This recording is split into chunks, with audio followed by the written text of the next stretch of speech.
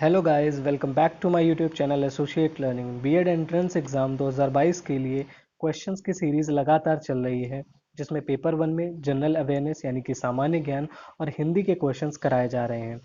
अभी तक अगर आपने नहीं देखे हैं तो हमारे चैनल पर आपको पूरी प्लेलिस्ट मिल जाएगी, आप चैनल पर विजिट कर सकते हैं। उसी सीरीज को हम कंटिन्यू करते हैं, तो चलिए शुरू करते हैं। तो पहला क्वेश्चन है, उसने अपने आप को दिखा दिया। इस वाक्य में आप शब्द कौन सा सर्वनाम है? आप शब्द में सर्वनाम पूछा गया है कि आप शब्द में कौन सा सर्वनाम है। पुरुषवाचक, ऑप्शन बी निजवाचक, ऑप्शन सी संबंधवाचक या ऑप्शन डी निश्चयवाचक। उसने अपने आप को दिखाया है।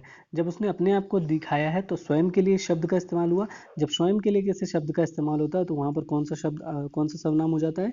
निजवाचक सर्वनाम हो जाता है। तो इसका करेक्ट आंसर हो जाएगा निजवाचक। क्या इसका करेक्ट आंसर हो जाएगा? निजवाचक इसका करेक्ट आंसर हो जाएगा। अगला क्वेश्चन है, रीता धीरे धीरे चलती है। रीता धीरे धीरे चलती है, इस वाक्य में धीरे धीरे शब्द में क्रिया विशेषण का रूप है। इसमें कौन सा क्रिया विशेषण है? ऑप्शन ए रीतिवाचक, ऑप्शन बी कालवाचक, ऑप्शन सी स्थानवाचक या ऑप्शन डी परिमाणवाचक। तो इसका करेक्ट आंसर हो जाएगा ऑप्शन ए रीतिवाचक।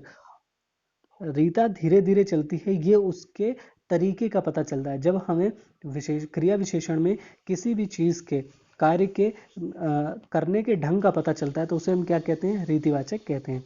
कालवाचक किसे कहते हैं? जब उसके समय का पता चलता है तो उसे कालवाचक कहते हैं। जब स्थान का पता चलता है तो स्थानवाचक कहते हैं। और जब परिमाण का पता चलता है तो परिमाणवाचक कहते हैं। ठीक है। और धीरे धीरे से हमें क्या पता चल रहा है कि उसके क्रिया करने के ढंग का पता चल रहा है कि वो कैसे चल रही है, धीरे धीरे। तो ये क्या हो जाएगा? रीतिवाचक। तो इसका करेक्ट आंसर हो जाएगा ऑप्शन ए। अगला क्वेश्चन है, निम्नलिखित में एक सकर्मक क्रिया का वाक्य है। क्रियाएं दो प्रकार की होती हैं, एक होती है सकर्मक क्रिया और एक होती है अकर्मक क्रिया। वो क्रिया जो कर्म के साथ आती है वो सकर्मक क्रिया होती है, और जो कर्म के बिना आती है वो अकर्मक क्रिया होती है। तो इसमें ऑप्शन ए है, रमेश अपना हाथ खुजलाता है। ठीक है। दूसरा ऑप्शन है संगीता मुस्कुराती है। तीसरा ऑप्शन है रीता पढ़ती है। और चौथा ऑप्शन है वह आता है। तो इसमें कौन सा शब्द है जो सकर्मक क्रिया के साथ आया है? वो है रमेश। रमेश अपना हाथ खुजलाता है। ये क्या है? ये एक सकर्मक क्रिया के साथ आया हुआ वाक्य है। इसका करेक्ट आंसर क्या हो जाएगा? रमेश अपना हाथ खुजलाता है। अगला क्वेश्चन है, जिस समास में पहला पद या बाद का कोई भी पद प्रधान नहीं होता है उसे कहते हैं। ऐसा शब्द ऐसा पद या ऐसा समास जिसका ना तो पहला पद प्रधान हो, ना तो दूसरा पद प्रधान हो, किसी अन्य पद को ही प्रधान घोषित कर दिया जाए, वो कौन सा समास होता है? वो बहुव्रीहि समास होता है। बहुव्रीहि समास होता है। ठीक है। इसका करेक्ट आंसर क्या हो जाएगा? ऑप्शन ए इसका करेक्ट आंसर हो जाएगा। अगला क्वेश्चन है, रसराज किसे कहा जाता है? हम रस पढ़ेंगे, छंद पढ़ेंगे, ये सारी चीज़ें हिंदी में पढ़ाई जाती हैं, लेकिन जो मोस्ट इंपॉर्टेंट क्वेश्चन रसों से आता है वो यही होता है कि रस राज किसे कहा जाता है, किस रस को रसों का राजा कहा जाता है।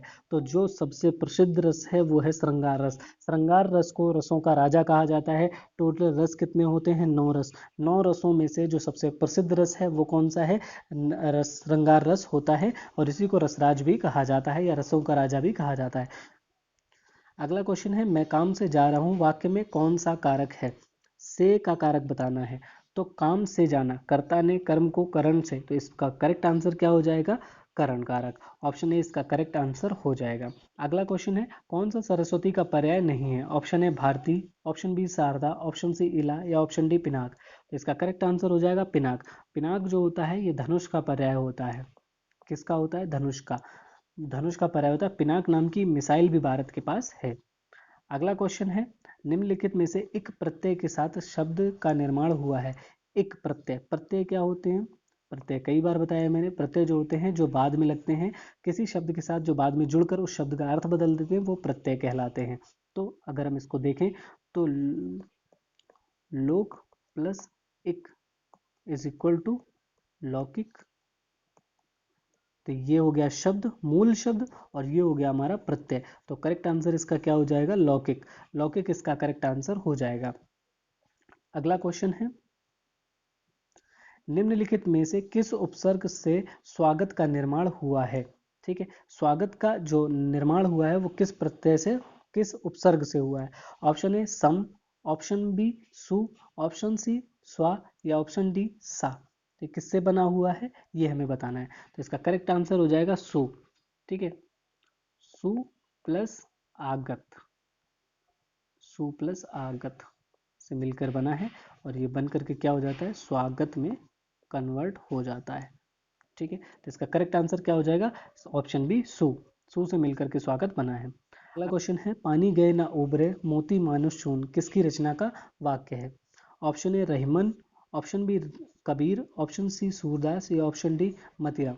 ये जो रचना है वो इस तरीके से है, रहीमन पानी राखिए बिन पानी सब सून, पानी गए ना उबरे मोती मानुष चून। ठीक है, तो इस पंक्ति को अगर पूरी पंक्ति दी जाएगी तो हमें पता चल जाएगा, इसलिए पूरी पंक्ति कभी नहीं दी जाती, हमेशा इतनी ही पंक्ति दी जाती है, पानी गए ना उबरे मोती मानुष चून। तो ये किसकी रचना है, रहीमन की रचना है। रचना जो पूरी वाक्य है वो इस तरीके से है, रहीमन पानी राखिए बिन पानी सब सून, पानी गए ना उबरे मोती मानुष चून। ठीक है, तो इसका करेक्ट आंसर हो जाएगा ऑप्शन ए रहीमन।